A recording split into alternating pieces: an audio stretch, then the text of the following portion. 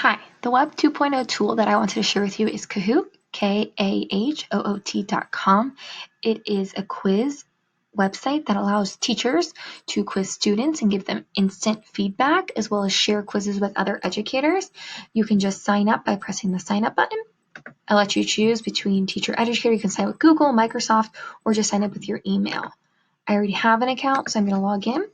When you log in, you'll see some tabs at the top. There's Find Kahoots, where you can find pre-made Kahoots that other educators have shared. My Kahoots, where I have created Kahoots and saved them, or if I change Kahoots that were already made. The My Results column will let me access student data that I can then use to share with the student, share with faculty, share with admin, share with parents, and then the frequently asked questions and support. So if I'm looking for a pre-made quiz, I'd press Find Kahoot, and I'm going to show you a sample. I'm going to log in to one. So let's just start with math. I'm going to log in through my tablet as well so that you can see what a quiz actually looks like from the student. So we have questions, and then when you press each question, you will see the answer choices they can choose from, how much time they have to answer each question. So if you like this quiz, you would just press play. If you wanted to change something about this quiz, you would press duplicate. And when you duplicate this quiz, it then will allow you to continue to edit, and you can change questions, you can change answer choices, you can change the time for each question so that you can make it just right for your students. And I'm just going to not save that one. So if I want to play a quiz, I'm going to press that play button.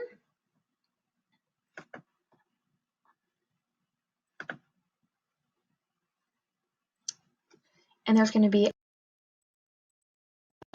and get very loud for a second. So I'm going to press classic mode because if I have one-to-one device, or team mode if I have to share some devices. So then when the students log in, they type in this game pin at the top. And then I'm pressing sign in from my side. And I'm just going to put in some letters. That would be the student's name. So you press start. It will then give the student, will see the question.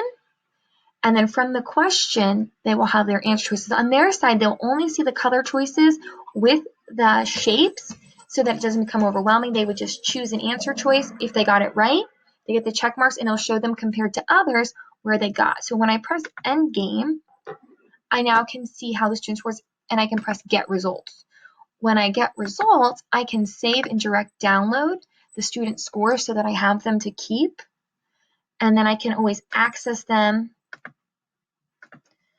in an Excel sheet so that it's easy to then compare them to other students.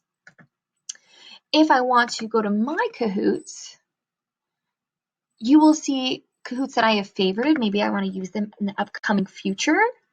You can see Kahoots that were shared with me by other teachers. Maybe I have another teacher in my grade level who will share Kahoots that she made because we're teaching the same topics, or Kahoots that I have made or either gone back and edited myself. So if you would like to start a new Kahoot, up here it just says new K. You can choose quizzes or discussion surveys. I'm going to press quiz.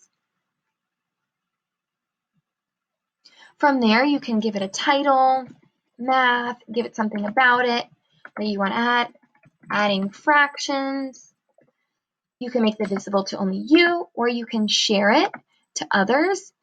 And then you can add images, but if you're ready to go, you can press OK, go, and choose school here. I'm going to add an image maybe later. So then I can add my questions. So say if I was just saying 2 plus 2, then I can give different answer choices. 4, 3, 2, 1. I have to make sure I press the check mark for the correct answer choice. And if I'm done with that, I'd press next question. If I'm done with the quiz, I'm just going to press save. Now I can either play it, preview it, or share it with other teachers. And I'm just going to press I'm done. It then saves that Kahoot so then I can go back to it.